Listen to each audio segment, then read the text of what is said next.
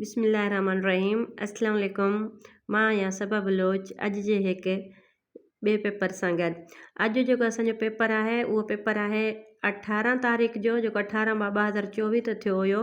SPSC SST जो जेको Sindhi general category जो टेस्ट वरितो हुयो, उन जो असां जेको आहे हिसो सिंधी जेको आहे उहो हल कयूं था। अचूं था पंहिंजे टॉपिक जे तरफ़। सवाल नंबर पहिरियों आहे इन जो, अव्हां खां सवाइ मुंहिंजो ॿियो केरु आहे।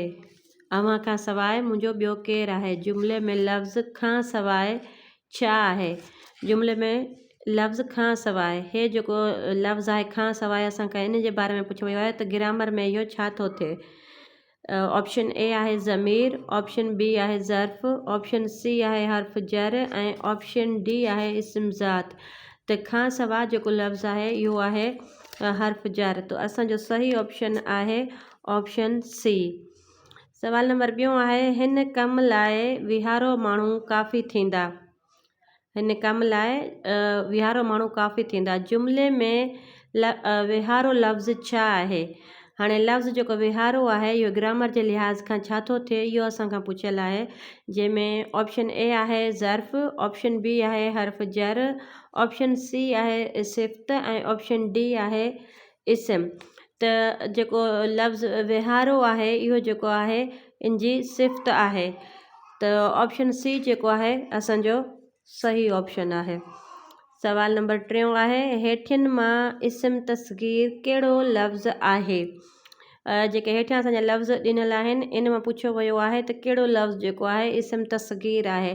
जीअं असांजो लफ़्ज़ आहे तस्गीर, जीअं हाणे जेकॾहिं ते खे असां ख़ामोश कयूं त सगीर, सगीर मतिलबु नंढड़ो थी वेंदो आहे। त बिल्कुलु ईअं ई इन में असां ॾिसंदासीं त ऑप्शन ए जेको आहे खाधो आहे, ऑप्शन बी जेको आहे मिठड़ो ऐं ऑप्शन सी आहे पुनू, ऑप्शन डी आहे वॾो।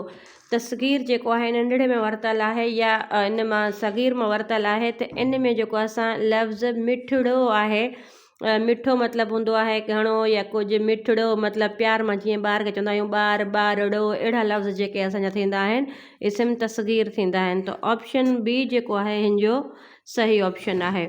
सवाल नंबर चौथों आहे, मौलाना ग़ुलाम मोहम्मद गिरामी कहिड़े रिसाले में एडिटर हो। त ऑप्शन ए आहे नई ज़िंदगी, ऑप्शन बी आहे मेहराण, ऑप्शन सी आहे सोहिणी, ऑप्शन डी आहे गुलफुल। जेके हेठि रिसाला ॾिनल आहिनि इन मां कहिड़े रिसाले जो जेको आहे मौलाना ग़ुलाम मोहम्मद गिरामी जेको हुयो एडिटर रहियो आहे। त ऑप्शन बी जेको आहे असांजो सही ऑप्शन आहे। त मेहराण रिसाले जो एडिटर रहियो आहे।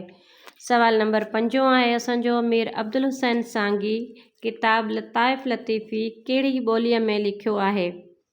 मीर अब्दुल हुसैन सांगी जेको आहे किताब लताइफ़ लतीफ़ी कहिड़ी ॿोलीअ में लिखियो आहे। ऑप्शन ए आहे अरबी, ऑप्शन बी आहे फ़ारसी, ऑप्शन सी आहे सिंधी ऐं ऑप्शन डी आहे सराइकी।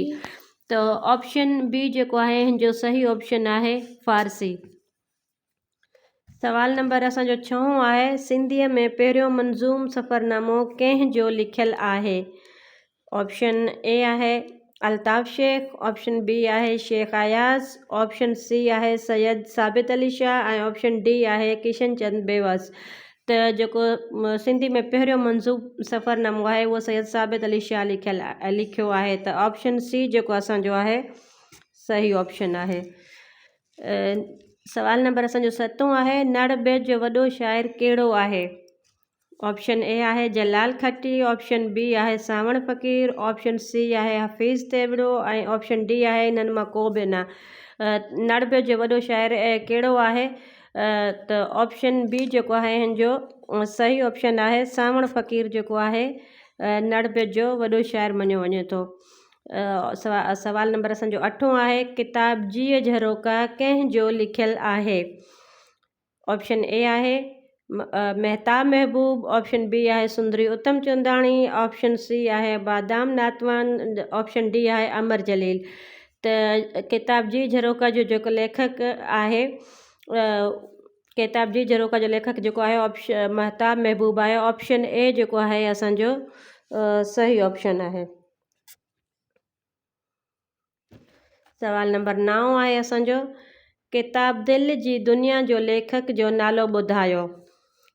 ऑप्शन ए आहे जमाल अबड़ो, ऑप्शन बी आहे शोभो गयान चंदाणी, ऑप्शन सी आहे तारिक अशरफ ऐं ऑप्शन डी आहे अमर जलील।